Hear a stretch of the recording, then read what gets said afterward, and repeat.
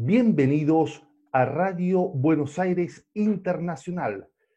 En este motivo de un día tan especial para el campo internacional, estamos en comunicación vía México con el experto y analista internacional. Estamos hablando del doctor Salvador Escobar Villanueva, quien tiene un extenso currículum, una extensa trayectoria profesional que lo llevó a abocarse a temas tan importantes como lo es la República Popular de China, hoy un actor imprescindible en la arena internacional, el tema migratorio, especialmente desde México, cómo se vive. Él ha publicado artículos, ahora vamos a estar comentando a la audiencia internacional cuáles son sus trabajos, cuáles son sus plataformas, sus proyectos. Sabe mucho, es un profesional muy profundo en su materia. El doctor Salvador Escobar Villanueva, sí, es licenciado en Relaciones Internacionales por la Universidad Nacional Autónoma de México, FES Acaltán. Obtuvo el grado de maestro en Administración Pública por el Instituto Nacional de Administración Pública. Es doctor en Administración Pública por la Universidad de Anáhuac, México Norte. Su investigación y tesis doctoral versó sobre las reformas estructurales de la República Popular China, habiéndose iniciado su desarrollo en este país bajo los auspicios del Instituto para América Latina de la Academia China de Ciencias Sociales. Además, cuenta con una especialidad de maestría en Migración Internacional por el Colegio de la Frontera Norte. Por supuesto, ha profundizado en artículos, libros. Estamos hablando que es autor de las siguientes publicaciones: Para comprender la migración internacional, China y sus reformas estructurales, globalización y sus efectos en la migración de México. ¿Sí? Esto es un tema también muy árido y vamos a estar tratándolo en el desarrollo del reportaje. Sus libros, ¿sí? Las publicaciones, estamos hablando de China, un país que tiene profundas saltos y profundos movimientos, una dinámica muy intensa. China, reformas estructurales, constituyó una potencia ascendente y de hecho lo es, un actor, decíamos, internacional hoy y en perspectiva el más importante. Estamos hablando también de su libro Migración, Migración, Globalización y sus efectos en la migración México-Estados Unidos. Un tema que también cobra vigencia con las actuales administraciones tanto de México como de los Estados Unidos de Norteamérica. Y por último, vamos a mencionar sobre el mismo contenido migratorio. Para comprender la migración internacional, sí son claves para que uno se aproxime y vaya desenvolviendo cuáles son las claves de este flujo, de este movimiento migratorio. ¿Cuál es el ADN de la migración, en especial México, un país central para ello? Profundamente agradecido, doctor Salvador Escobar Villanueva, desde Buenos Aires, República Argentina, hacia Querétaro, ¿verdad? México. Así es. Bien, así entonces, es, el estado de Querétaro. Exactamente, el estado de Querétaro, México, en un enlace internacional, República Argentina, México. Vamos, doctor, si le parece, a introducirnos en las reformas estructurales de China. Sabemos que a partir de 1978 China experimenta un cambio político, económico, social, con el auspicio de la reforma de Deng Xiaoping, ¿sí? Y los 4 puntos cardinales o las 4 reformas que claramente versan sobre industria, ciencia y tecnología, el campo militar y la economía, son 4 grandes motores de la reforma. Te escuchamos. Así es.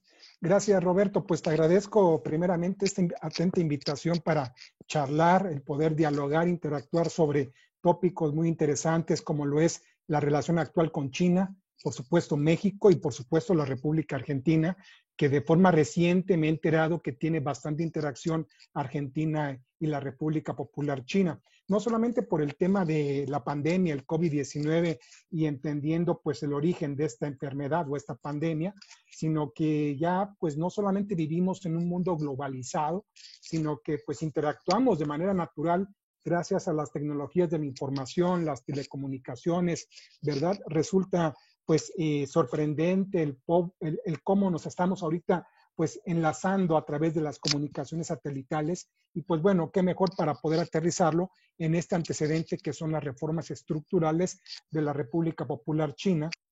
Y para ello, pues bueno, tiene que ver mucho en la parte de la investigación del doctorado que desarrollé. Y te estoy hablando que esto fue por el año de 2002, 2003, cuando apenas en México se escuchaba sobre la creciente o la ascendente del gobierno chino, del propio crecimiento de la economía china, cuando se observaba un crecimiento del PIB de 9.2, 9.6 anual. Y eso para México en el año 2002-2003, pues resultaba sorprendente. Y es por ello que me di a la tarea como internacionalista primero y después como parte de la tesis doctoral, pues sin investigar, dije, bueno, voy a investigar sobre las reformas estructurales del gobierno chino. ¿Por qué? Porque en aquel entonces la transición democrática que tuvo México con el presidente Vicente Fox, que llega a la presidencia en el año 2000, pues Vicente Fox viene a romper un paradigma de casi 70 años de un partido único que fue el PRI, el Partido Revolucionario Institucional.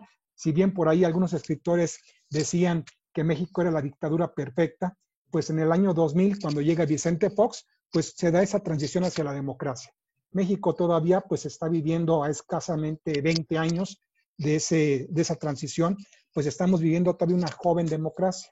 Y para el año 2002-2003, cuando en paralelo se escuchaban las reformas estructurales del presidente Vicente Fox, pues dije, bueno, vamos a proponer algo como lo que hicieron los chinos. Y para ello, pues eso me invita también a hacer un primer viaje a China. Ahorita, pues mira, te puedo decir que he visitado China alrededor de 9 veces, 10 veces, del año 2003 a la fecha, en diferentes temporadas.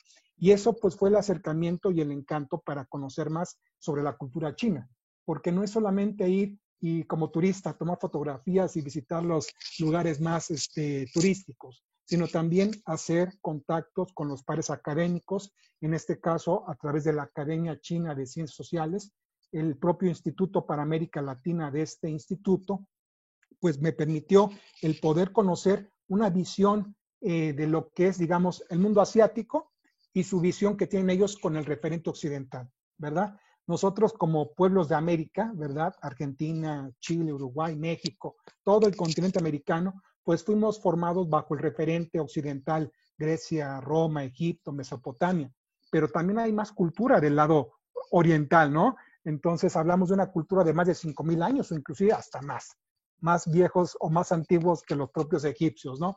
Entonces, en ese contexto y aterrizando en las reformas estructurales, hablamos del propio segundo levantamiento como República Popular China con Mao Zedong el 1 de octubre de 1949. Termina la Segunda Guerra Mundial y China comienza ese proceso de reconstrucción, un proceso de reforma estructural, si bien comienzan las bases con Mao Zedong, que después se las hereda Xu Enlai y Deng Xiaoping, pues si bien tú ya lo comentabas, es una política de centro y de 4 puntos esenciales. Primero, el camino socialista por atender. Después de la Segunda Guerra Mundial, pues había 2 bloques prácticamente, los capitalistas y los socialistas comunistas. Pues bueno, China comienza a tejer un levantamiento, una conformación bajo el eje socialista. El segundo punto al que nos referimos es la dirección del Partido Comunista, un partido único, el Partido Comunista Chino. El tercer punto, la propia dictadura democrática popular. Es decir, si pensamos que existe, o no existe, mejor dicho, democracia en China, pues quizás estaríamos equivocados algunos, ¿no? Porque curiosamente al interior del propio Partido Comunista en la actualidad, pues existen pequeñas fracciones o pequeños mini partidos en donde se toman decisiones en consenso, vía democracia, ¿no? Entonces, depende, es como el lema que dice, estamos con el vaso medio lleno o medio vacío. Aquí podemos decir, ¿China es un país democrático o no es democrático? Desde ese primer punto de vista puedo decir que es un país democrático porque las decisiones al interior del Partido Comunista pues se llevan al interior de las diferentes fracciones partidistas que hay dentro del Partido Comunista. Y el cuarto punto es el propio pensamiento filosófico de Mao Zedong, ¿no?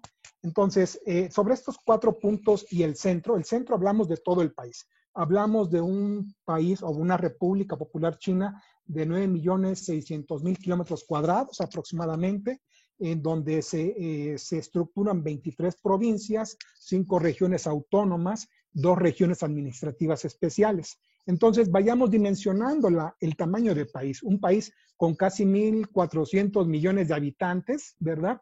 De los 7.200 que vemos en todo el planeta, ¿verdad? Entonces, llevan una buena proporción los chinos. Entonces, hablando sobre las reformas, vamos primeramente a centrarnos con Mao. Mao tenía una visión de administrar el país de acuerdo al proyecto denominado sobre una dictadura democrática del pueblo. A nuestro público que nos escucha, los invitaría a que nos pusiéramos por unos instantes en los papeles o en el papel del gobernante chino de aquel entonces. ¿Qué haría un gobernante para poder mantener una población de casi 668 millones de habitantes? Estamos hablando de 1950, 1960.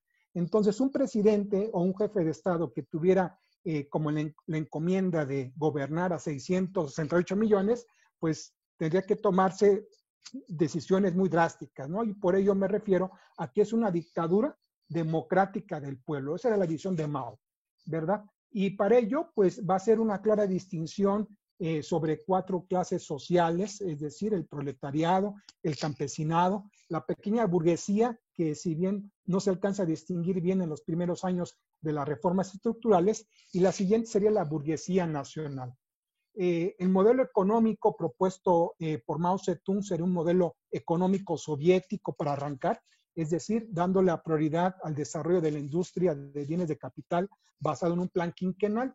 Ese sería su método de trabajo o su dinámica para poder arrancar. Producir bienes de capital que les permitan arrancar su economía, pues, posfeudal, por así decirlo, ¿verdad? Porque hay que recordar que China, pues, no era nadie, por así decirlo, durante los primeros años del siglo XX, salvo un país muy grande, muy extenso, con mucha población, y en donde otros países, otras potencias, en este caso Japón, ¿verdad?, lo llegó a ocupar durante la Segunda Guerra Mundial. Entonces, para que vayamos dimensionando el papel que tenía China al término de la Segunda Guerra Mundial, llámese proceso de reconstrucción política y un proceso de reconstrucción económico-social, ¿verdad? Correcto, Entonces, es muy interesante lo que plantea el doctor en el contexto geopolítico que va atravesando las etapas la República Popular China, ¿verdad? así es, así es. Con toda libertad puedes intervenir, Roberto, para que no sea esto un monólogo y vaya el público a aburrirse y diga, no, mejor le cambio de canal, ¿no? Perfecto, te estamos escuchando atentamente porque es apasionante este relato, Salvador, que estás desarrollando. Estamos poniendo en contexto, ¿sí?, geopolítico a la República Popular China, los alcances y los efectos. Venimos perfecto. Bien, muy bien. Entonces, hablamos que China tenía en aquel entonces 668 millones. Ya había necesidad imperante, una necesidad social de alimentación, de salud, de vivienda, y por ello las decisiones se toman al interior del partido a través de la celebración de los planes quinquenales y de la primera Asamblea Popular de 1954. Pasamos años más tarde y como en todo país y como toda historia lo puede reflejar, pues también surgen conflictos al interior de las élites gobernantes. Tan es así que deja el poder Mao Zedong, da paso a otros actores. Sin embargo, la transformación de China no termina en consolidarse. ¿A qué me refiero? Vendría una nueva política implementada por Mao Zedong a partir de 1958 y hasta 1961, cuando se le denomina el gran salto para adelante. Es decir, se va a dar un proceso de industrialización a nivel nacional que significa la movilización de toda la fuerza laboral masiva. Imagínate, yo ahorita digo 668 millones, es juntar la población actual de Estados Unidos y creo que parte de Brasil, ¿no? En pleno siglo XXI. Pero Sí, en 1960, 1970, ¿sí? Ya en el 70 había 818 millones, es decir, 200 millones más de habitantes a los cuales había que brindarles facilidades de salud pública, alimentación, vivienda. Entonces, Mao Zedong trae un proceso muy revolucionario, digámoslo, para la época. Sin embargo, China también pues, era motivo de conflicto para un gran país como lo fue la Unión Soviética en su momento. Si bien comienzan como países aliados al término de la Segunda Guerra Mundial, China lo que hace es distanciarse un poco. ¿Por qué? Porque la visión política, filosófica de los chinos era más centrada al pensamiento de Mao Zedong. Y el pensamiento socialista comunista de Rusia, pues tenía la visión de lo que fue en su momento Stalin, ¿verdad? Lenin, por supuesto, y todos los pensadores del socialismo de la era de la posguerra, ¿verdad?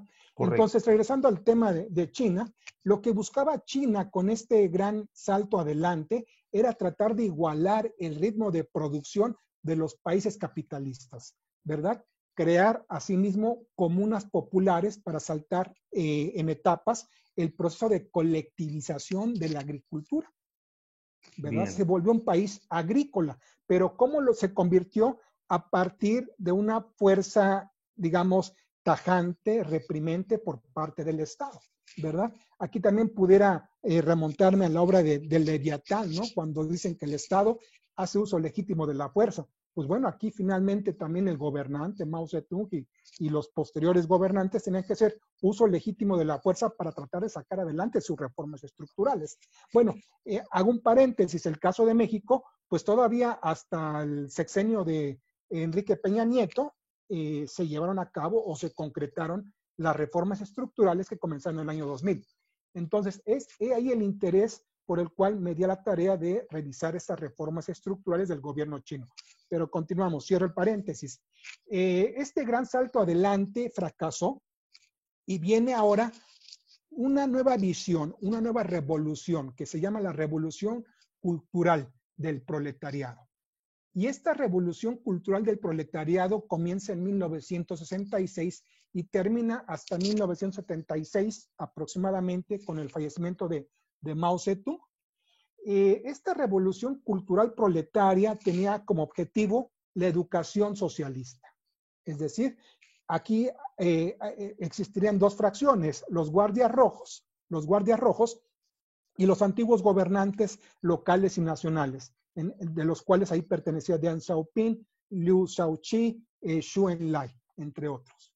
Entonces, ¿qué sucede durante la Revolución Cultural?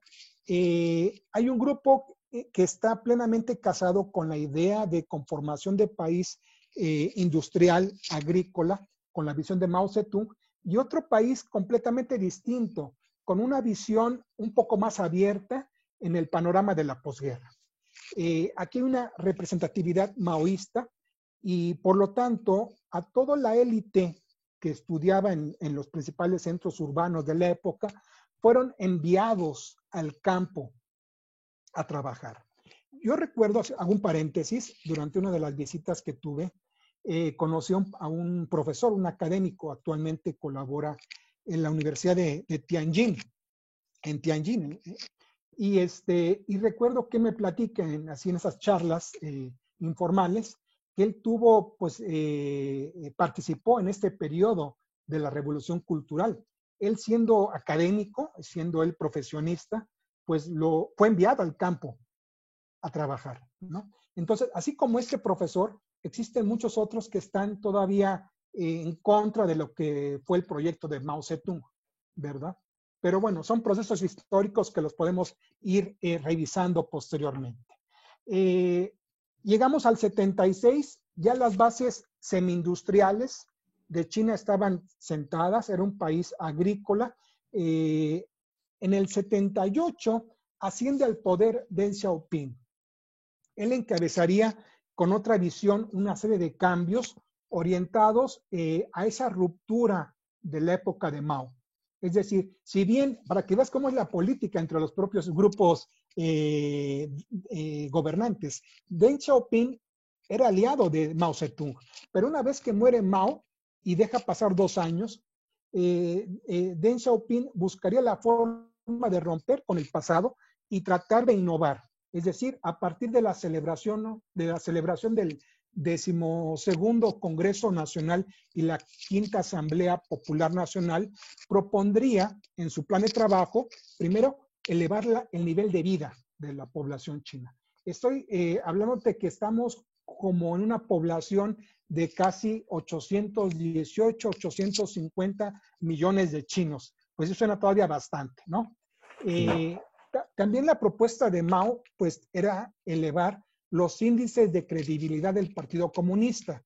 Imagínate, del año 49 hasta 1976, pues 78 aproximadamente, pues la población ya estaba cansada del mismo partido. Es lo que pasó en México. Por eso dice por ahí un escritor latinoamericano que México es la dictadura perfecta, o era la dictadura perfecta, porque también tuvimos un partido eterno de 70 años. Y también lo que buscaba Deng Xiaoping era pues elevar la credibilidad, la legitimidad del Partido Comunista. Ahora, Otro de Salvador, sí, estamos sí, sí. en un punto hablando de ciertamente un partido centralizado, pero que también sabe inteligentemente buscar cuál es el punto de equilibrio entre la oferta y la demanda interna, como bien subrayás vos, estamos hablando de 800 millones de habitantes por allí, millones de chinos. con un plano económico cercano también, ¿sí? Acercándose, aproximándose al fin de la Guerra Fría, porque ya estamos en 1978 y apenas 11 los años 80, sí. luego cae el muro de Berlín, pero entonces asume China internamente, estratégicamente, un gran reto que es la segunda fase tras la reforma cultural de Mao Zedong. Con Deng Xiaoping sería la apertura, la ley del mercado, incorporar cómo realizar un equilibrio entre la incorporación del mercado con un sistema centralizado dirigido desde el Estado. Es un reto muy, muy amplio. Sí, aquí es donde a veces me atrevo a decirlo con el respeto de aquellos gurús de la economía y premios Nobel de economía, ¿no? Milton Friedman, y el otro, Stiglitz, todos ellos, ¿no? Stiglitz, en donde, pues prácticamente no hay capitalismo perfecto. Finalmente, hay países que podrán adoptar un sistema capitalista y a su propio estilo, ¿no? A tropicalizarlo, digamos, aquí lo decimos, tropicalizamos el modelo, ¿no? Así le decimos, lo adoptamos completo, pero hacemos ajustes, aunque se diga que es capitalismo.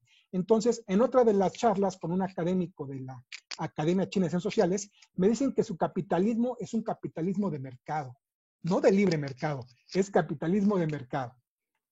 Bajo las características, es capitalismo de mercado, pero no de libre mercado, porque esa palabra de libre conlleva también a implementarlo en algún u otro sentido hacia la parte política, las libertades civiles, ¿no? Entonces volvemos, un presidente o un gobierno y su gabinete que tenga la responsabilidad actual de gobernar a 1.400 millones de habitantes, hablar de libertades, pues espéreme tantito, ¿no? No es tanto de tener mucha libertad, pero se entiende, ¿no? Entonces, a cada país le funciona. Entonces, regresando a tu acertado comentario, Roberto, la propuesta de Deng Xiaoping era también, aparte de elevar la credibilidad del partido, era crear una economía estable y moderna, que fueran los tiempos de la década de los 80 o pre-80, y por supuesto orientada hacia el crecimiento del mercado y a una política de mayor apertura, una apertura gradual. Estamos hablando también del año 78 al 82, cuando en el 82 comienzan a tejerse las políticas neoliberales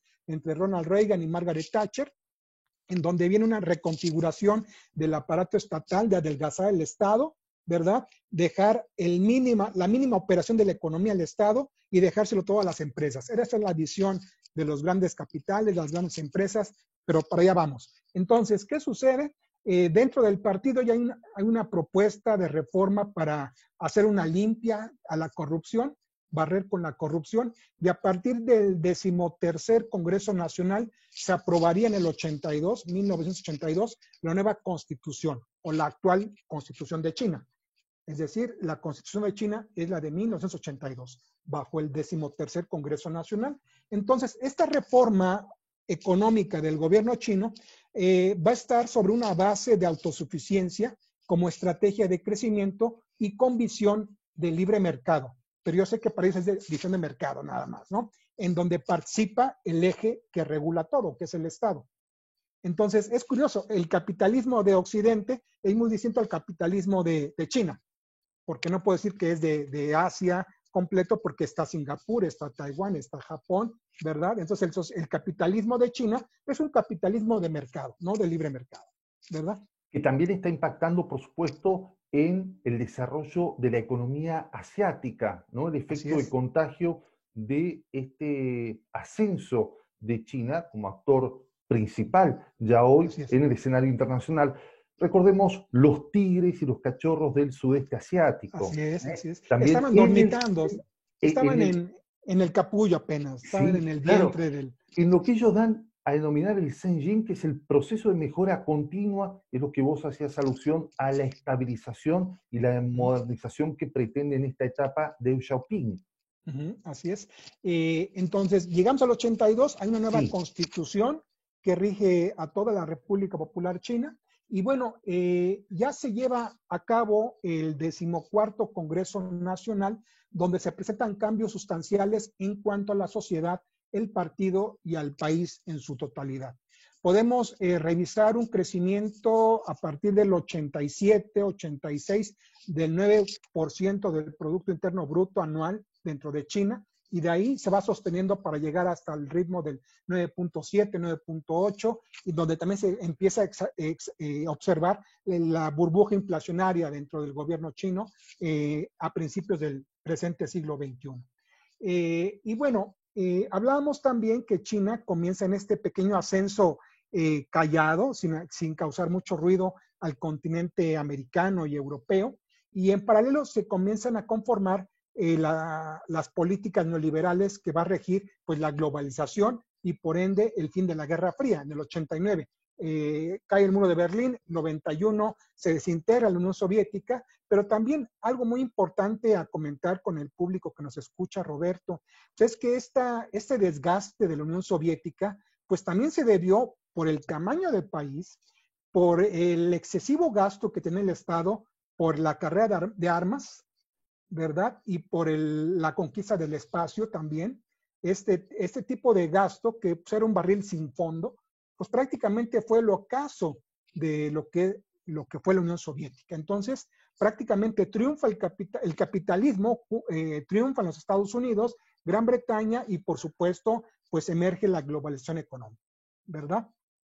Y bueno, tenemos finales de los 90, cuando finalmente, valga la redundancia, un acontecimiento histórico también, pues es la devolución de Hong Kong por parte de Gran Bretaña, ¿verdad? Y es uno de los temas que hemos estado también ahorita revisando, el tema del levantamiento de las sombrillas amarillas o chalecos amarillos, donde la población de Hong Kong pues está muy reticente a aceptar una política, ¿no? De control político en cuanto a libertades que existen en Hong Kong, ¿verdad? Entonces ya son temas políticos, más de actualidad, pero también no hay que perder de vista que Hong Kong pues mueve pues casi una parte interesante de la economía de China, ¿verdad? claro. Entonces, es un tema que pues compete prácticamente a los chinos atender. Yo sé que también se violentan los derechos humanos, pero pues es como un tema, yo diría, que tiene que ver propiamente para los países que le compete en su esfera próxima, ¿no?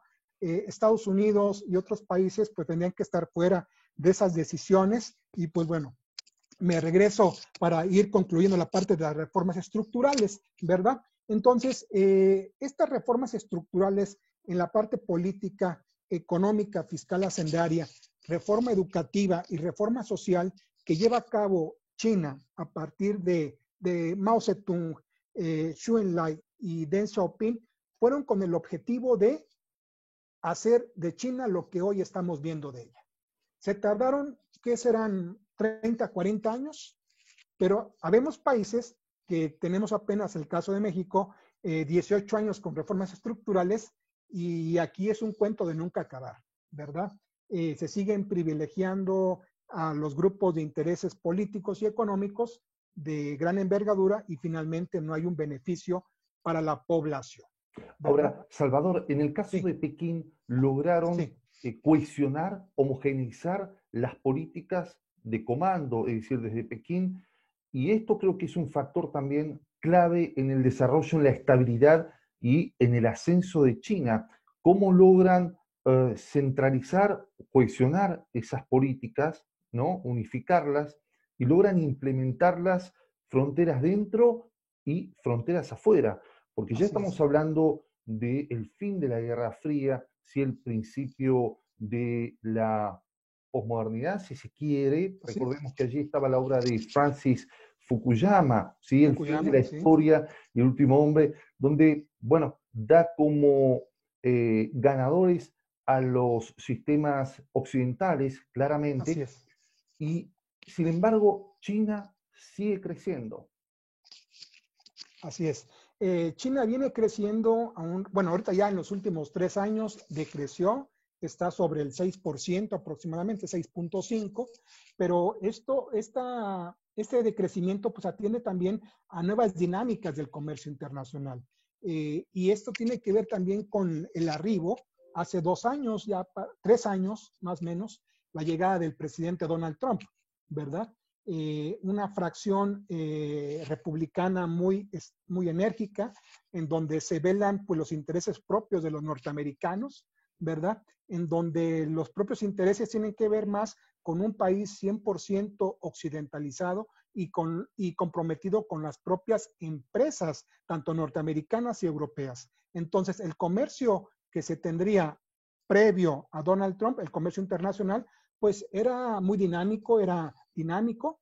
Estados Unidos, pues era el principal comprador de productos y mercancías de China y de otros países, como el caso de México, ¿verdad? Donde nuestro 90% de nuestro comercio internacional o comercio exterior tiene que ver con Estados Unidos. Entonces, el gran consumidor, el gran comprador es Estados Unidos. Pero cuando llega Donald Trump, esta estrategia, esta dinámica comercial de China, pues se va ajustando a estas nuevas necesidades. Y es por ello que también pues tropieza con una crisis económica china, la guerra comercial entre el acero, el aluminio que tiene con los Estados Unidos y que fue pues de forma reciente con el presidente o la administración de Donald Trump. Que es curioso, finales del año pasado, cuando estaba el litigio, el desacuerdo comercial, pues finales de diciembre, recuerdo que estaba viendo las noticias, llegan a un acuerdo finalmente Estados Unidos y China. Y a las pocas semanas viene el virus. Entonces, también hay varias teorías conspirativas, ¿no? Que dicen que pues pudo haber sido un virus detonado porque finalmente pues no había un acuerdo entre China y los Estados Unidos. Perdón, Roberto, sí. Sí, venía, digamos, en referencia a lo que estabas explayando. Es muy importante entender también la figura, en este caso, de Donald Trump, ¿sí? De la llegada de Donald Trump a la Casa Blanca, porque también marca una diferencia y un cambio profundo en el tablero internacional. Ya, digamos, empiezan las tensiones no solamente con China, con Corea del Norte, con Con Pyongyang, que lo Rusia, lleva a Trump propiamente a Pyongyang varias veces, con Irán, con otros actores internacionales. En este marco, México claramente es dependiente, ¿sí? La economía mexicana sí, de la economía estadounidense. Ya claramente, y me parece como marco decirlo, que estando la economía, ¿sí? Estadounidense a la llegada de Trump, cuando él declara y habla sobre las barreras arancelarias, si esto impactó en el valor, en la apreciación de un 2% en el peso mexicano. Es decir, estamos hablando de una dependencia muy fuerte, casi el 80%, y cómo maneja, es decir, México y también China, teniendo una balanza comercial muy de tráfico muy importante, esta relación. También hay que englobarla, enmarcarla en la relación China-América Latina. así es. Pues hay una codependencia, va a ser eterna, porque la frontera que compartimos de casi 3.000 kilómetros lineales pues nadie nos las va a quitar y va a estar eternamente con Estados Unidos. Entonces, creo que juega a favor y juega en contra de México, porque hay una plena dependencia en cuanto a factores económicos o dinámica económica, pero también en temas políticos. Tan es así que ahorita no sé si ya habrás escuchado o habrán escuchado hasta allá de Argentina, que nuestro presidente, el actual, López Obrador, pues va a viajar por primera vez al exterior. Va a viajar a Washington para reunirse con Donald Trump en alusión a la firma del Tratado de Libre Comercio, el TEMEC, ante la renovación, mejor dicho, o nuevo tratado económico. Pero también tiene que ver mucho con la baja popularidad que tiene Donald Trump de cara a las reelecciones de noviembre, en donde está por abajo de 15 puntos de John Biden. Entonces, Joe Biden le lleva 15 puntos de ventaja a Donald Trump.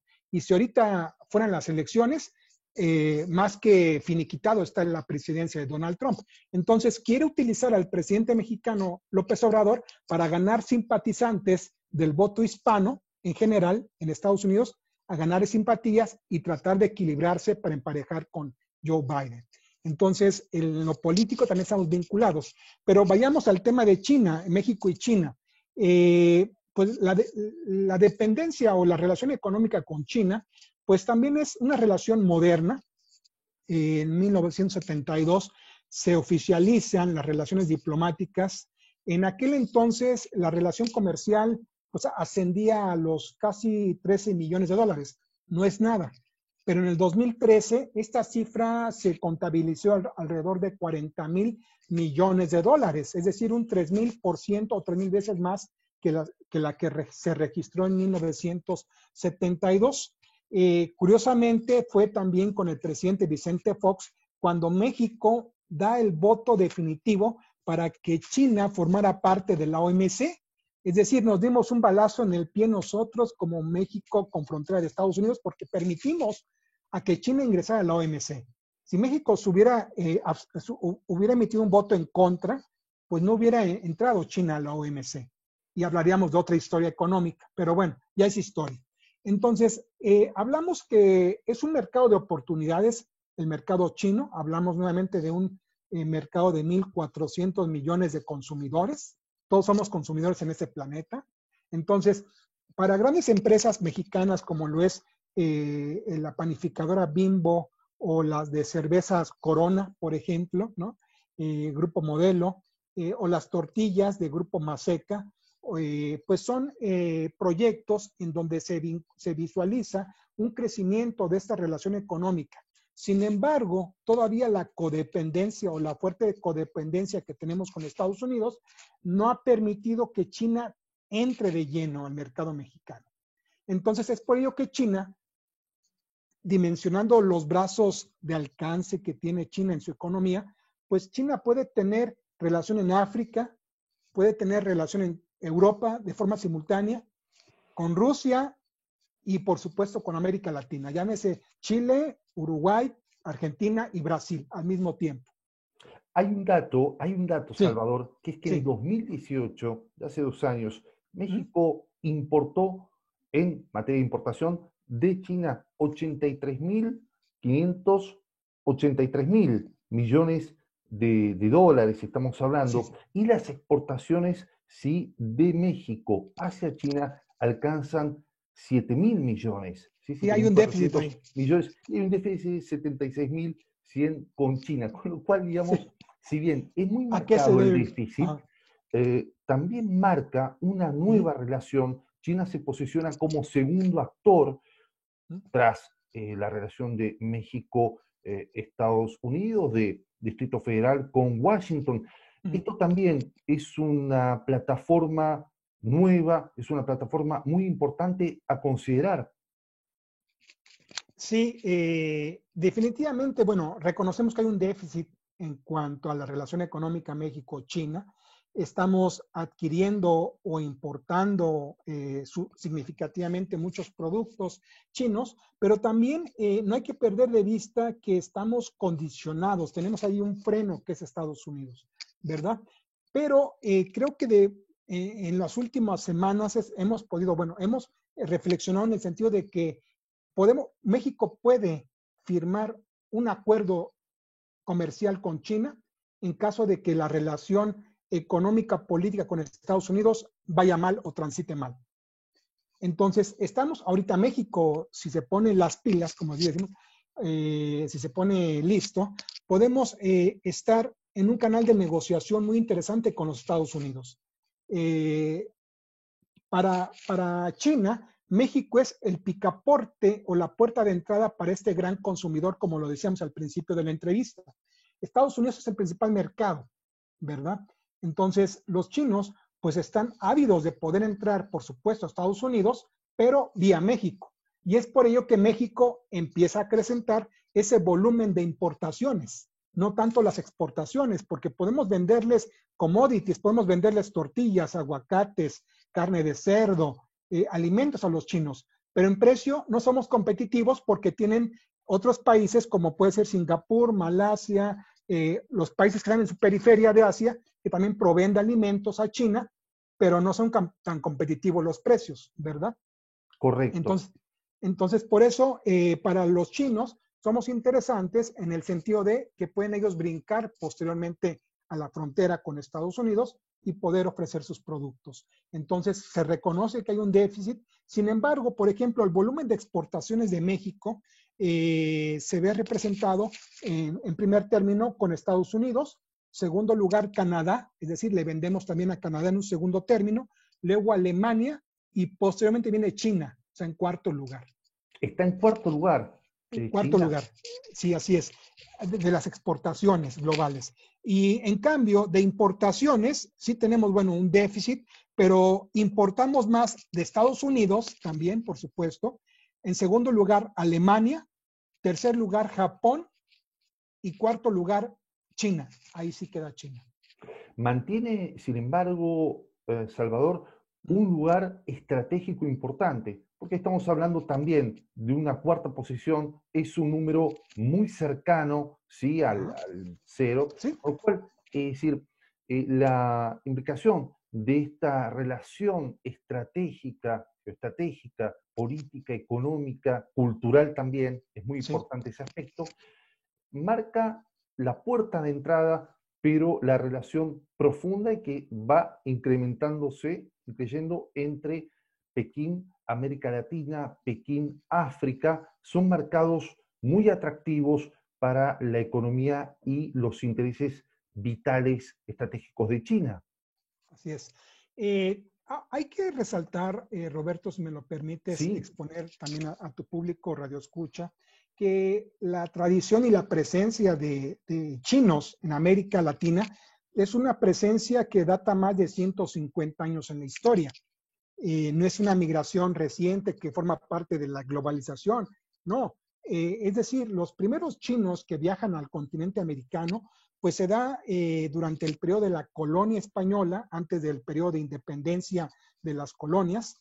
Estamos hablando de 1600, 1700, con el comercio de ultramar, es decir, toda la nao de China, es decir, que salía del puerto de Acapulco, México, con el destino de las Filipinas, Manila, y por supuesto el comercio de ultramar, sedas, porcelana, pimienta, las especies, canela, por supuesto, y que luego eran embarcadas desde el puerto de Acapulco, llegaban a la Ciudad de México, puerto de Veracruz, y de Veracruz a Cuba, y de Cuba al viejo continente.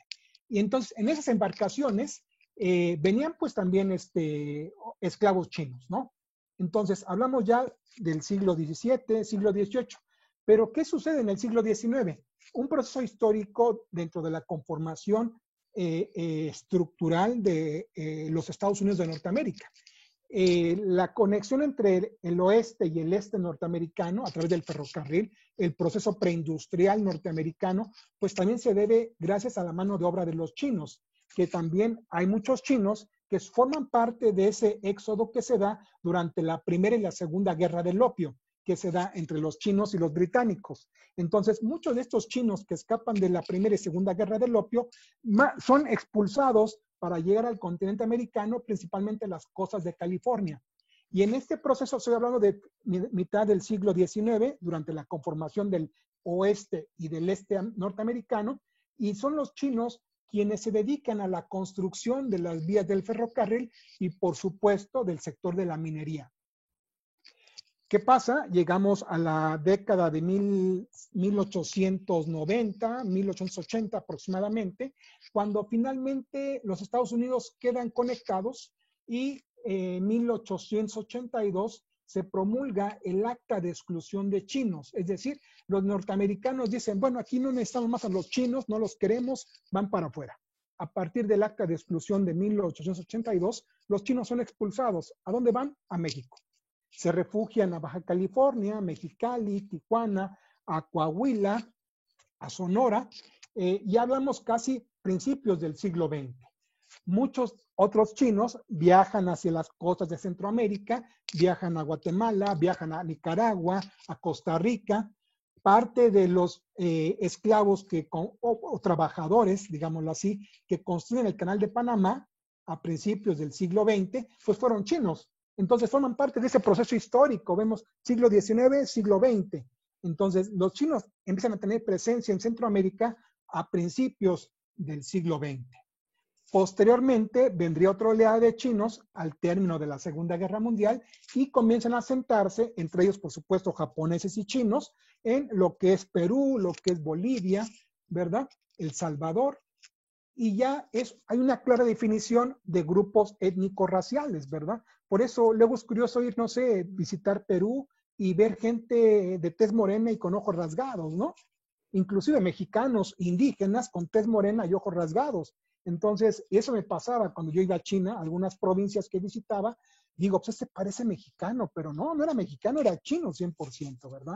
Ciertamente que el Estado, mencionaste Perú, justamente el Estado plurinacional de Bolivia y países de Centroamérica. Brasil, inclusive actualmente. Brasil, exactamente, deben ser los lugares de mayor acogida para la población china que, como bien subrayás, es un proceso histórico, no es reciente, sino que es histórico y va marcando el tiempo de acuerdo a las necesidades económicas, pero también políticas y también los lazos culturales se posicionan en una necesidad de entendimiento entre las naciones.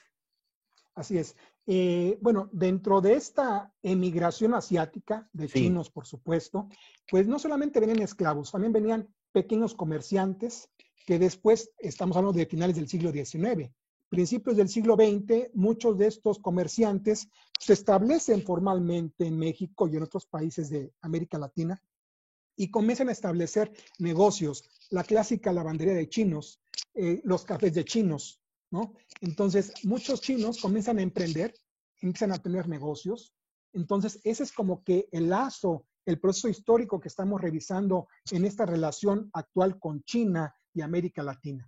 Entonces, también hay una persecución política, por supuesto, en México durante la Revolución Mexicana. Hay un acontecimiento, un episodio trágico. Las tropas de Pancho Villa, ¿verdad? Masacró alrededor de 300 chinos en el norte del país. Entonces hay un episodio trágico. Bueno, también se da a finales del siglo XIX, principios del XX, el Tratado de Amistad, Navegación y Comercio con la República China, o bueno, el Imperio de China.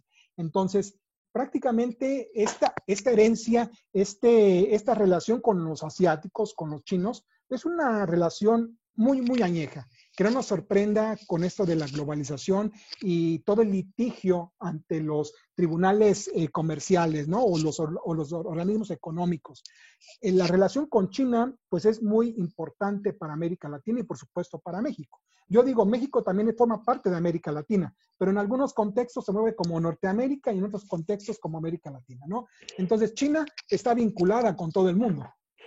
También pensar en el factor geográfico. México tiene dos aperturas, tanto el Atlántico como el Pacífico, lo cual también juega y le da un rol clave a la hora de la exportación, por ejemplo, de sus materias. Estamos hablando en línea directo a Querétaro, México, con el doctor Salvador Escobar Villanueva, quien es doctor, ¿sí?, en Relaciones Internacionales por la Universidad Nacional Autónoma de México. Tiene tantísimos títulos, grados y es autor de los libros China, reforma estructural, sobre migración. Allí estamos Aquí está, viendo China, reformas reformas estructurales. estructurales. Exacto.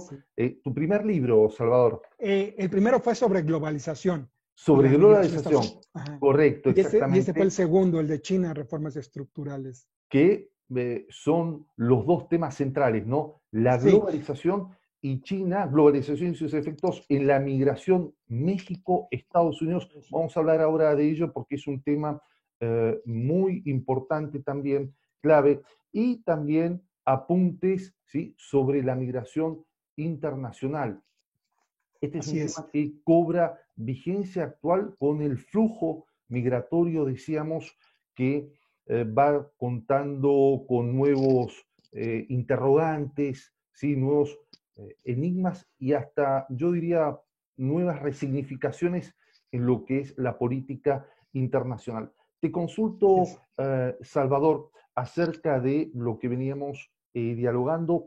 Te Sí, propongo ir a una aproximación, ¿sí?, por supuesto. a las 5 visiones sobre la migración internacional. Y aquí Sí. hay un tema muy importante. Este es el otro libro, sí, el Allí de estamos viendo en migración. primera plana, ¿sí?, para comprender la migración internacional, doctor Salvador Escobar Villanueva, que es el autor de este libro. Temas estratégicos absolutamente imprescindibles para lo que es el análisis y una mirada de la política actual y futura, porque hoy Así es. globalización, China y migración son 3 ejes centrales de la agenda global. Así es. Eh, ¿Qué nos podés aproximar a estas 5 visiones, apelando a tu capacidad, claramente, Salvador, de síntesis Sí. de la reforma, si se quiere, migratoria, pero estamos hablando sobre los paradigmas, ¿verdad? Y sobre esta aproximación a la migración internacional. Bien, y gracias Roberto. Pues mira, el tema de la migración es tan antiguo, inclusive si bien forma parte del centro de estudios de los migrantólogos de hace 30, 40 años, pero la migración siempre ha existido desde que el hombre aparece sobre la faz de la tierra. Los antiguos imperios, las antiguas civilizaciones tuvieron que emigrar. Acuérdate de Roma, Grecia, Egipto, los propios egipcios se asientan donde hay recursos, donde hay agua, el río Nilo, ¿no? El Tigris, el Éufrates, la propia cultura azteca que se asienta en Tenochtitlan, en el lago de Xochimilco, de Texcoco. Entonces el hombre tiene que emigrar desde la antigüedad para conseguir recursos para poder subsistir, si no se hubiera extinguido. Hablamos de Correcto. procesos. Entonces el hombre siempre ha emigrado, ¿no? Siempre trae per se en su naturaleza humana el instinto de emigrar. Actualmente lo vemos como emigrar hacia mejores condiciones de vida o calidad de vida. Pero hay otros grupos, como es los migrantes del Triángulo del Norte, por poner un ejemplo, el caso de América, es decir, Guatemala, Honduras y El El Salvador, Salvador. donde por el tema de la violencia tienen que salir para irse a otros países, el caso de México, que es de tránsito, para llegar a Estados Unidos, pero ya no buscan una calidad de vida, buscan una vida. Ya no te piden calidad de vida o mejorar su calidad de vida, buscan una vida, porque si no, si se quedan, se mueren, los matan. Entonces, volviendo al tema central, la migración existe desde que aparece el hombre sobre la faz de la tierra. Entonces, el hombre evoluciona, trascienden, surgen los estados modernos, y bueno, la migración la podemos abordar desde el país que da vida a la propia migración, los que expulsan migrantes. Por conflicto, el caso, por ejemplo, de Siria, el caso de países africanos, entonces, en los conflictos en Centroamérica. Entonces, o bien por migración regular, es decir, por trabajo, porque están siendo contratados. Dimensionemos que en este planeta habemos 7.200 millones de habitantes. Cifras más, cifras menos. De los cuales 250 millones son migrantes en la actualidad. Es decir, 250 millones de personas se encuentran por todo el mundo deambulando, migrando. Entonces, dentro de esta dinámica migratoria debemos de analizar una primera visión. aquellos países que son expulsores o que dan vida a la migración internacional. Por razones económicas o por la vecindad geográfica, en este caso México, Estados Unidos, hay un país demandante de mano de obra, pues tiene que haber un país que la provea, en este caso México y Centroamérica y otros países, ¿no? Entonces, habiendo necesidad de mano de obra barata, pues habrá países que ofrezcan mano de obra. Entonces, ese es un primer punto de vista, una primera visión, desde el punto de vista de los países expulsores. Tenemos un segundo punto, una segunda visión, que es la de tránsito. Aquellos países que por su condición geográfica forma el paso inmediato de aquellos flujos de migrantes para llegar a un tercer país. El caso de Turquía y México. Curiosamente, Turquía es el linebacker, como dicen en el fútbol americano, el linebacker, la línea de bloqueo, para que no crucen los flujos de asiáticos, Medio Oriente e inclusive africanos para llegar a Europa, es decir, Grecia, las costas de Grecia, Italia y Alemania, que es como el sueño europeo, ¿no? Por no decir americano. Llegar todos a Alemania. Entonces, Turquía, al igual que México, formamos la línea de bloqueo a los flujos de migrantes. Pero México es distinto. ¿Por qué? Porque nuestra frontera sur es una frontera muy porosa. Es decir, no contamos con un muro como lo tiene Donald Trump, que es su dichoso muro, ¿verdad? Pero en México nuestra frontera sur es una frontera de casi 2.600 kilómetros lineales, de los cuales la mayoría está en selva, ¿verdad? Entonces es imposible poner un muro por completo. Entonces, he ahí la fragilidad y lo complejo que hace la dinámica de los flujos migratorios. Y todo tiene que ver también de forma reciente, ya decíamos con la presidencia de Donald Trump. Para que veas, Roberto, cómo es tan accidentada esta presidencia de Donald Trump. Llega Donald Trump y, bueno, en el año 2018, finales de septiembre, principios de octubre, surgen declaraciones de las primeras grandes caravanas que intentaban llegar a Estados Unidos, ¿verdad?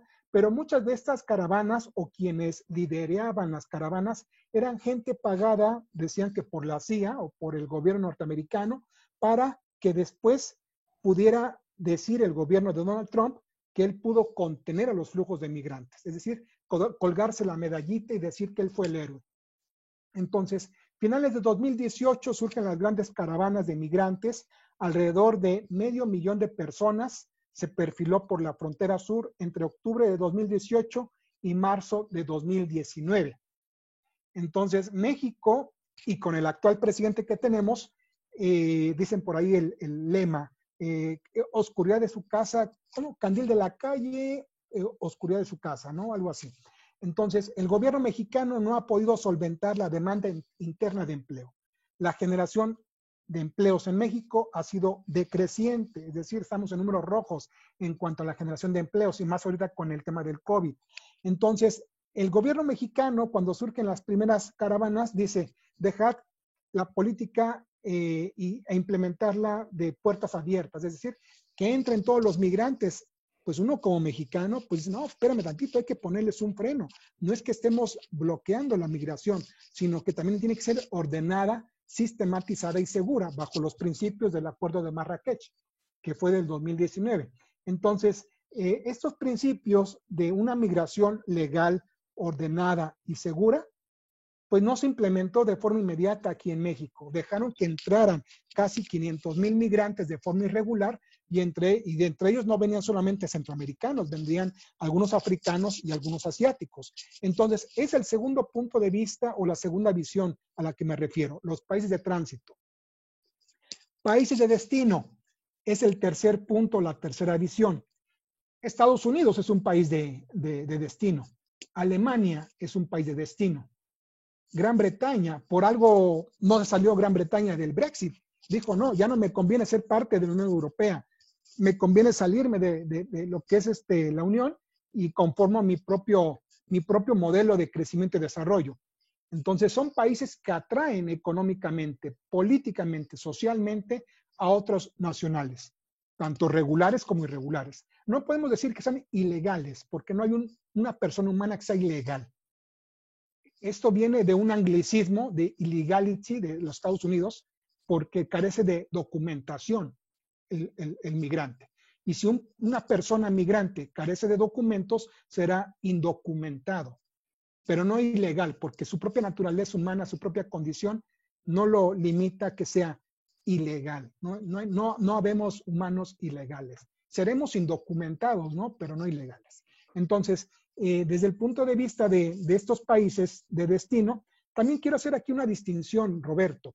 Hay países que históricamente se han caracterizado porque tienen una política de puertas abiertas. El caso de México, el caso de Francia, el caso de España, el caso de Italia. Pero hay países que históricamente hablando también son países de políticas selectivas, restrictivas. Políticas migratorias selectivas y restrictivas. El caso es Estados Unidos, Alemania actualmente, Gran Bretaña. Entonces, las políticas migratorias las implementan los países con base a la propia dinámica de la migración internacional. Todavía México es un país de política abierta, pero establece ciertos requisitos.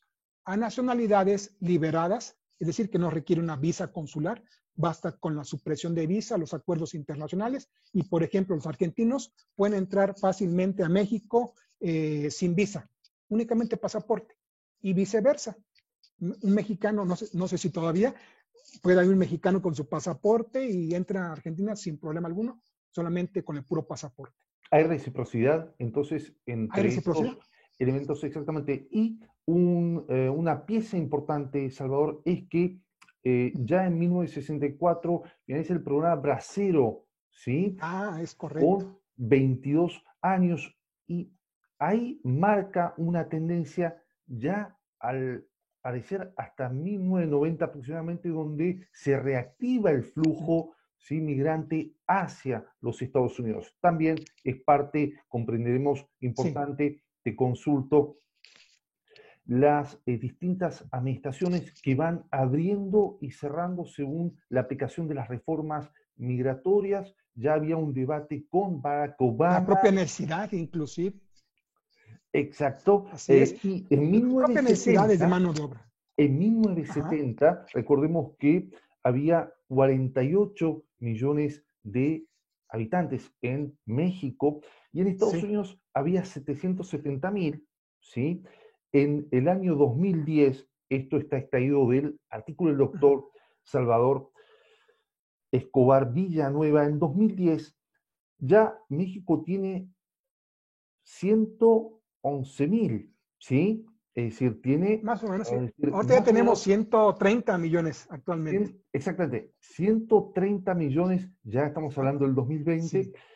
ya tenían 111 millones, y en Estados Unidos había 11.700.000 De eh, origen mexicano. de origen mexicano, ¿sí? Habitantes de origen mexicano, que por supuesto Ahorita hay dio 30 en Estados Unidos. 30, con lo cual tenemos una actualización muy importante. Tenemos 130 millones de mexicanos, ¿sí?, dentro de las fronteras mexicanas, y tenemos 30 millones Así de es. mexicanos en Estados Unidos.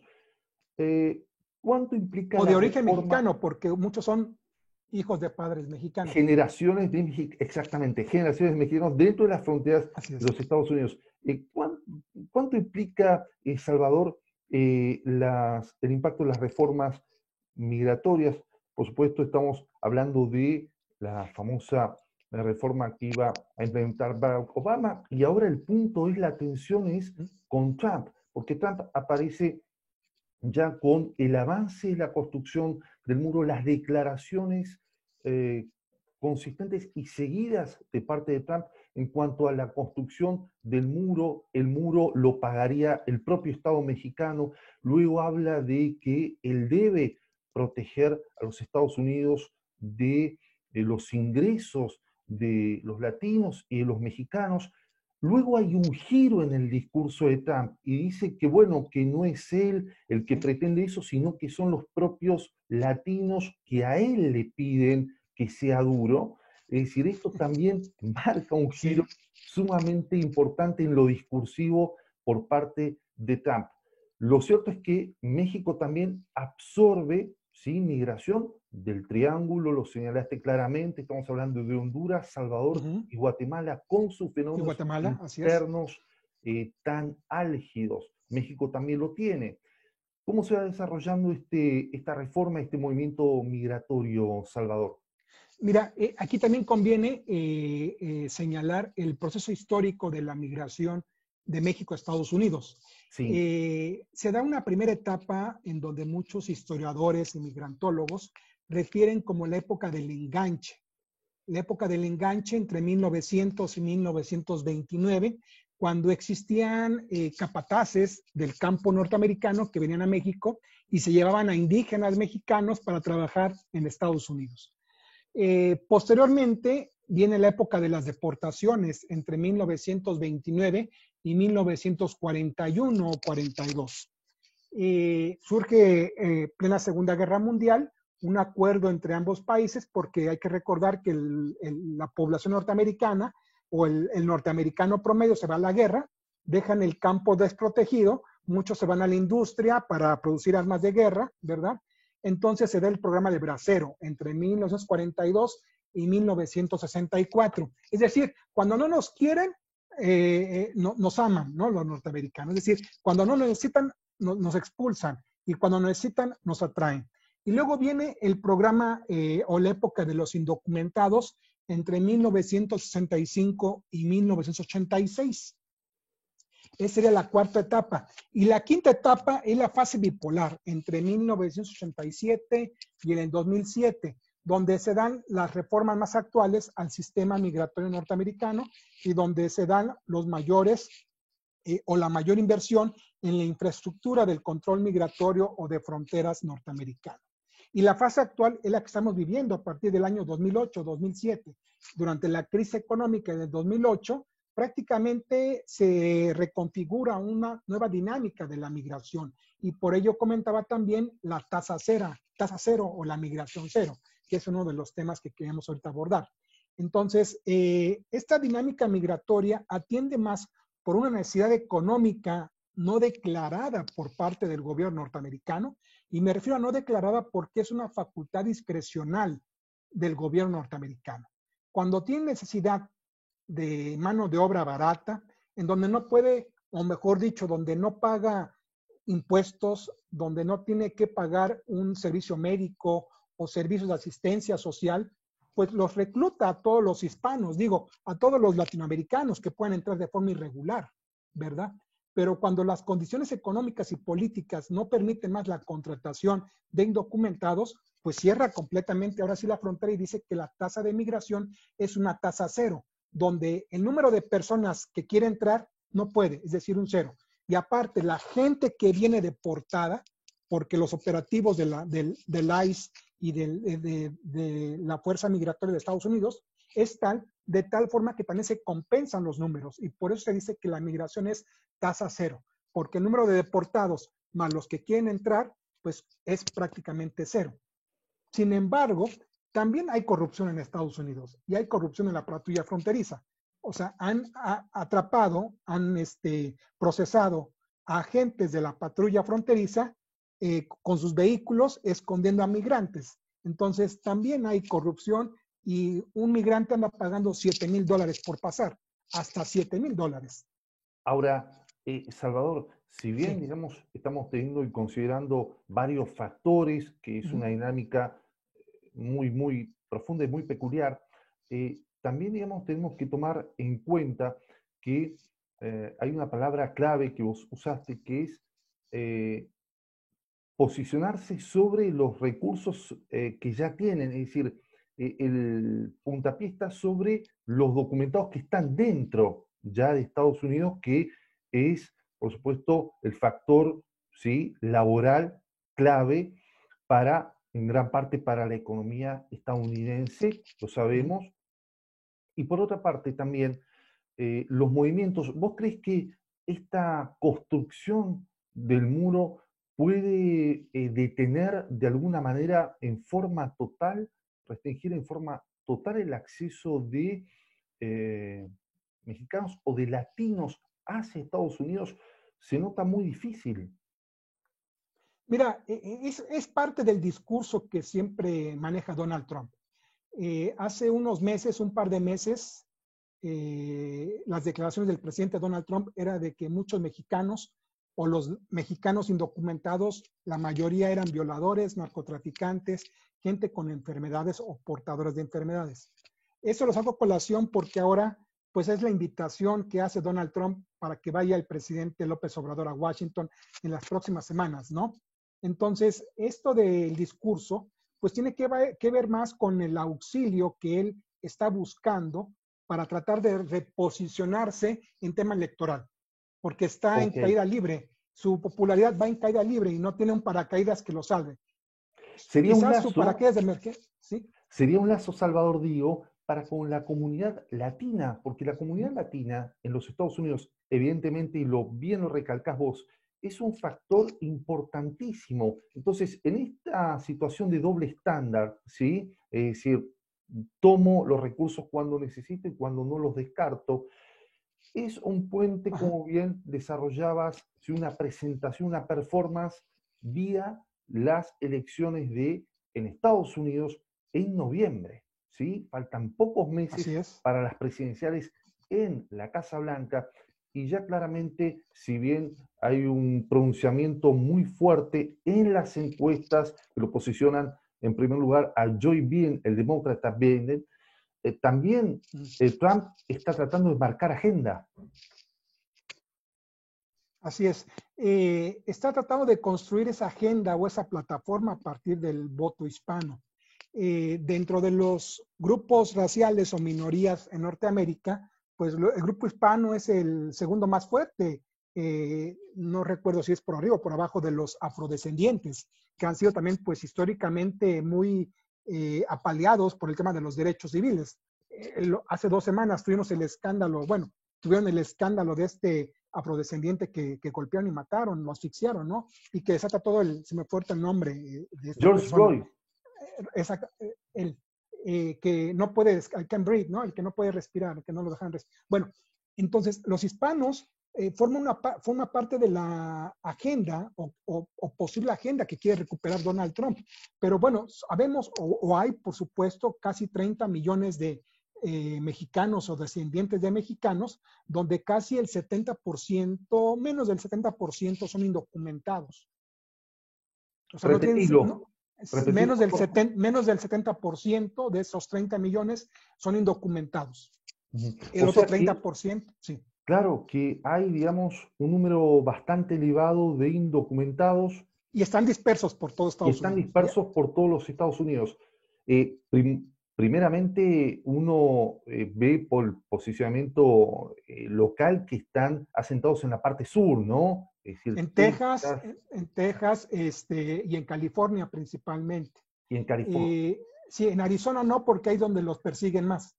Sí, hay una comunidad muy fuerte también en Chicago, que es al norte de los Estados Debido Unidos. a la persecución reciente, se han Sí, tenido que adentrar más en estados como, por ejemplo, Oklahoma, por ejemplo, Missouri. Dakota, Missouri. ¿Por qué? Porque ahí han buscado pues un polo o un lugar donde nadie los pueda perseguir.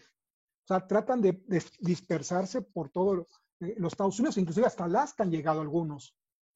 O sea, tienen que pasar Canadá y luego Alaska para irse a refugiar. También, es decir, uno puede ver lo que escribiste vos en tu libro, que buscan el norte, ¿no? Claramente hay una marcada línea entre el sur y el norte, es decir, Así entre los es. Estados Unidos y los países europeos, no solamente Así de es. Latinoamérica, sino también de diversas partes de Asia Central, de África, movimientos migratorios muy importantes. ¿Cuáles crees que son las claves en el siglo XXI y tomando como eje central la migración para trabajar? Porque se habló, por ejemplo, en un momento de la inversión que iba a hacer Donald Trump, por caso tomamos, en El Salvador para, ¿sí? En infraestructura, dinero Bueno, que... eso ya viene desde Barack Obama. Desde Barack Obama, Exacto, nada más que no le alcanzó el tiempo a Barack Obama. Sin embargo, también ahí sí, hay que ponerle un tache, como una cruz, a la sí, gestión de Barack Obama, porque fue el principal o el gran deportador de gente, de expulsor de gente de los Estados Unidos, ¿no? Y no ha sido Donald Trump. Barack Obama, durante su gestión, fue el de mayor cifra de deportación de gente de los Estados Unidos. Lo que ha hecho ahorita Donald Trump es mucho discurso, puro bla, bla, bla, pero no se iguala a la cifra de Barack Obama.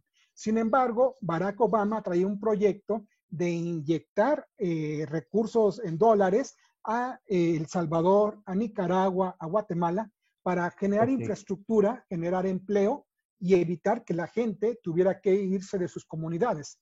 México actualmente también trae un proyecto, o traía un proyecto, ya no sé ahora con el tema del COVID y la pandemia, si se suspendió el poder construir un gasoducto desde el sureste mexicano hasta El Salvador, donde aparte de generar empleo, se generan hospitales, escuelas, es decir, se crea la infraestructura social de la zona o de la región para evitar o amortiguar o minimizar el flujo de migrantes. Bueno, el propio presidente de El Salvador, Bukele, pues ya se había comprometido.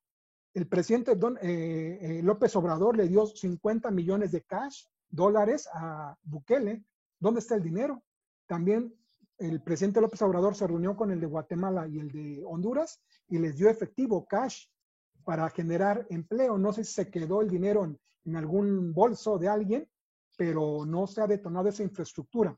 Otro de los puntos, y voy a esto mismo que estás desarrollando, es que tampoco alcanzan los recursos destinados aparentemente para solventar la infraestructura que permita sostener a los jóvenes, a los niños dentro de los países. Que los mantengan en las escuelas principalmente. Y aquí viene otro fenómeno como es el tema de los niños migrantes, por ejemplo.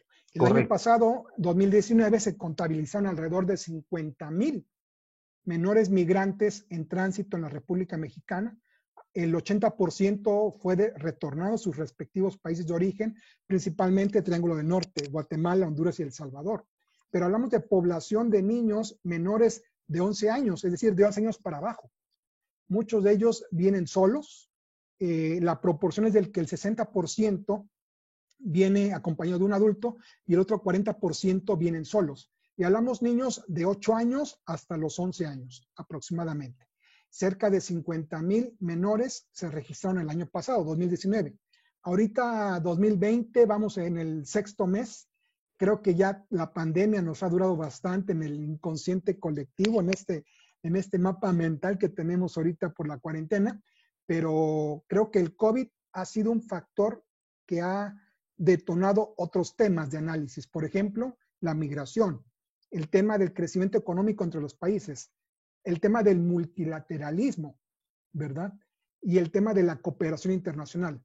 Son temas que están ahorita floreciendo por el tema único que es el coronavirus.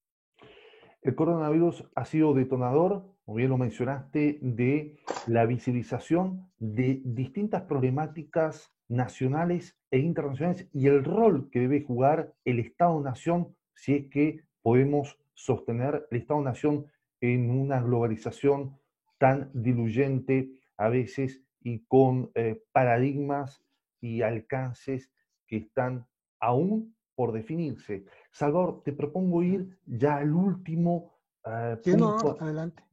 Bueno, perdón que te interrumpa, Roberto, no ¿sí? Acabé de decir las 5 visiones, íbamos en la tercera. La cuarta visión resumimos, sería... la cuarta y la quinta. Porque es tan Bien. extenso los temas. La cuarta visión es el retorno de los migrantes. ¿Bajo qué condiciones se dan? Entonces, México forma parte de muchísimos acuerdos en materia de tratamiento de migrantes. Entonces, la propia reciprocidad internacional pues permite ver que México recibe a todos los migrantes en su frontera norte. Y de ahí pues se apoya con los consulados de Honduras, de El Salvador, de Guatemala, de Nicaragua, para retornar a su población. Pero muchos de ellos, cuando son deportados, pues de pasarla mal en su país de origen a pasarla mal en México, pues créeme que la verdad prefieren quedarse en México.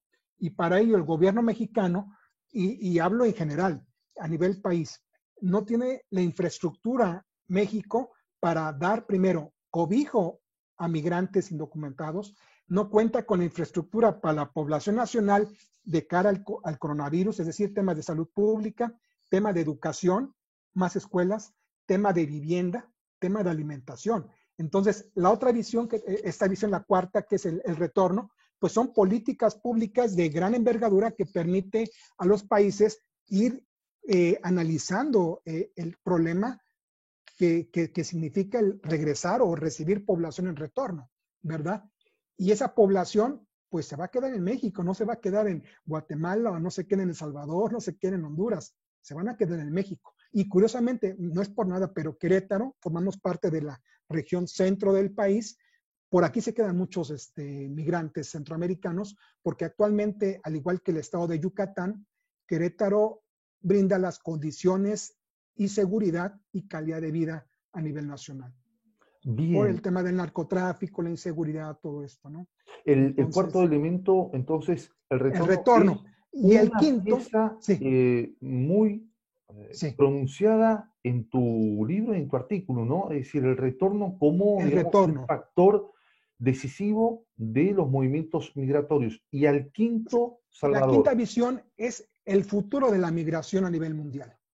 Yo recuerdo que hasta antes del coronavirus estaba terminando un libro colectivo con otros académicos mexicanos para hablar sobre los desafíos de las relaciones internacionales al 2030, porque estamos ya en 2020, faltan 9 años para el 2030. ¿Cuáles eran los grandes desafíos para el 2030? Como los Objetivos del Desarrollo Sostenible, los ODS, ¿no? Pues para el 2030, ¿qué desafíos tenemos? Pues uno de ellos es la migración. Pero este trabajo colectivo ya lo habíamos terminado, nada más ahorita con el tema del coronavirus en marzo, todo se detuvo. Entonces, el quinto elemento o la quinta visión dentro de la migración internacional es la propia dinámica, la propia movilidad internacional. Por guerras, por pandemias, ¿cuál va a ser? Es por el medio ambiente, ya se llama también, se habla también de los ecorefugiados. Entonces, ¿cuál es el futuro de la migración a nivel mundial? Más ahorita con el coronavirus. Es que nadie lo Este, esperaba. Todos celebramos el año nuevo en enero, en diciembre, enero, y ni en cuenta el del coronavirus. Llegó marzo y cambió todo el paradigma.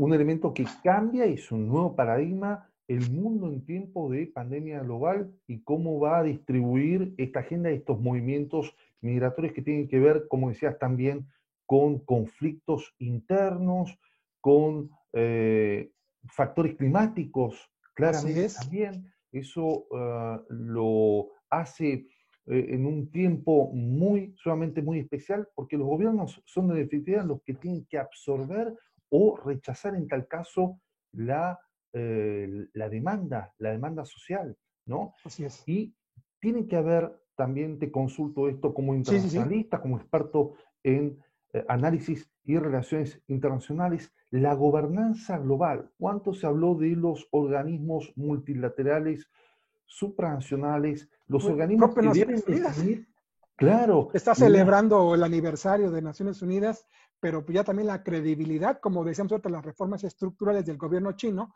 pues sí, uno de los puntos era la credibilidad hacia el Partido Comunista. Pues ahorita sería la credibilidad hacia Naciones Unidas. ¿Cuál es el gran peso que tiene Naciones Unidas de cara a muchos fenómenos internacionales? claro, es decir, el poder de efectividad, ¿no? Y de legitimidad conjuntamente, dos factores importantísimos. Esto es la efectividad que juega este organismo, los bancos internacionales y los organismos multilaterales, decíamos, como desarrolladores de esta realidad. Vamos, si te parece, Ahora Salvador, sí, ya a sí, desarrollar al claro. último punto de Sí, este adelante. reportaje tan, tan interesante. Estamos en enlace directo desde Buenos Aires, República Argentina, hacia Querétaro, México, ¿sí? Una nación tan entrañable y tan querida para la República Argentina y, por Igualmente, supuesto, igualmente, para toda Roberto. la comunidad internacional. Salvador, estamos hablando de cómo es la relación entre Donald Trump, ¿sí? Me imagino que una performance muy encendida, claramente se ve, y AMLO, Andrés Manuel López López Obrador, Obrador. y con un perfil ya sereno, ¿sí? Un perfil, si se quiere, por partes, performance baja en cuanto a participación o disputa en lo discursivo. ¿Cómo es esa relación? Por una parte, Sí, México necesita la relación de Estados Unidos y por otra parte no puede intervenir en todo lo que crea decirle a Estados Unidos por esta desigualdad que existe entre ambos estados. Mira, desde que llega López Obrador, o mejor dicho, gana la presidencia en julio de 2018, pues la comunicación con los Estados Unidos fue una comunicación vía canciller. Nuestro canciller o secretario de Relaciones Exteriores, Marcelo Ebrard, pues ha sido el encargado de ejecutar toda la política exterior del país. El presidente se ha limitado, no inclusive no ha viajado a los principales foros internacionales recientes, incluyendo el foro de Davos, el de Suiza, el de enero pasado, enero, Sí, febrero. Entonces, es un presidente, Andrés Manuel, que se ha limitado en cuanto a la participación como jefe de Estado en el concierto internacional, digámoslo así. sí, La relación con Donald Trump ha sido una relación limitada. Creo yo que se han respetado mutuamente porque se conocen y se reconocen entre ambos que son iguales, tal para cual. Por lo tanto, como puede explotar en el discurso Donald Trump, como también Andrés Manuel puede explotar en el discurso. Entonces, como que mejor cada quien se separa y están muy limitados en cuanto a canales de comunicación. Entonces, creo yo que esta invitación que recibió Andrés Manuel para que vaya a Washington, pues creo como que todavía está todavía en duda, porque Andrés Manuel dijo hace un par de días que esta visita la haría sí, solo sí, el ministro de Canadá, perdón, Trudeau, iba a la reunión. Pero Trudeau no ha dicho nada, él dice, no, él no está interesado en ir, Trudeau, porque no se lleva bien con Donald Trump. Entonces, ¿dónde va a quedar el papel de Andrés Manuel? Otro dato curioso, Andrés Manuel no ha viajado en avión a ningún lugar de manera internacional. Viaja por aerolínea comercial de manera cercana y de forma muy limitada, muy así, muy esporádico. Es un presidente que se queja mucho del neoliberalismo, que se queja del sistema capitalista, ¿verdad? Sin embargo, pues también él es consumidor, es parte de lo que fue antes el sistema mexicano, de lo que fue el PRI, ¿verdad? Entonces, como que, regresando al tema de Trump y Andrés Manuel, pues ha sido muy limitada. La relación más bien es económica, es la propia sinergia o dinámica comercial entre las fronteras, el libre tránsito de mercancías, productos, mercancías, servicios de la frontera, lo cotidiano, y no ha entrado o no ha trascendido a más. ¿Por qué? Por la propia limitante que trae Andrés Manuel y por los propios intereses que trae Donald Trump. Donald Trump tiene más peso en temas con China, por ejemplo, con Europa, con su papel que pueda tener relevante en Europa de cara a Rusia, de cara a Alemania y por supuesto el tema de Corea, ¿no? Entonces, Estados Unidos está más, o mejor dicho, la administración del presidente Donald Trump, el propio gobierno norteamericano, está más enfocado en esos otros temas que la propia relación con México, porque finalmente saben que somos un país incondicional y que codependemos económicamente, comercialmente, y por lo tanto no hay una necesidad inmediata de comunicación. ¿Por qué? Porque entre ellos, ¿sí? podríamos decir, Salvador, que es una relación en situación automática o de piloto automático, es Sí, decir, se lleva naturalmente, siendo que hay, como bien mencionas, otros focos u otros centros de dinámica internacional en juego. por ejemplo, Eh, Venezuela, o sea, para Venezuela, no irnos tan lejos, Venezuela, la presencia de Rusia, la presencia de China en Venezuela, la presencia de países árabes en Venezuela, es de más preocupación para Estados Unidos, ¿verdad? Entonces, México puede decir, ah, pues México, pues, que se hagan bolas con su presidente Andrés Manuel y si hay comunicación, pues nos comunicaremos lo normal, lo esencial, ¿no? Por eso yo reitero, para México es importante el tener pues nuevamente un canal de cooperación vigente con los pueblos hermanos de América Latina, desde Guatemala hasta Argentina y Chile, por ejemplo. Y bueno, por bien, supuesto los que han en tránsito, ¿no? así es. Doctor Salvador Escobar Villanueva, quien es un analista internacional, internacionalista. Estamos hablando de que es un experto en relaciones internacionales, licenciado en Relaciones Internacionales por la Universidad Nacional Autónoma de México, la UNAM, una de las La UNAM, universidades sí. más destacadas del mundo. También obtuvo el grado de maestro de Administración Pública por el Instituto Nacional de Administración Pública, es doctor en Administración Pública por la Universidad de Anáhuac, México. Obtuvo también desarrollo en otros países, claramente en distinción de su labor académica como internacionalista. Ha sido invitado a impartir conferencias. Esto también es una mención que vamos a realizar en el Instituto para América Latina, en la Academia China de Ciencias Sociales, el Centro para Estudios Latinoamericanos de la Universidad de Nankai, la Oficina de Estudios Latinoamericanos de la Universidad de Fudan, en Shanghai, en Beijing City University y el Instituto Tecnológico de Pekín, BIT, siglas en inglés. Es autor de Para comprender la inmigración internacional. Ahí lo estamos viendo en tapa, sigue en su portada, en vivo, en directo. China y sus reformas estructurales también lo está mostrando el doctor Escobar Villanueva, y globalización y sus efectos en la migración México-Estados Unidos. Ese los debo porque ya se me agotó ese libro. Se ha agotado. Fue el primer libro que publiqué.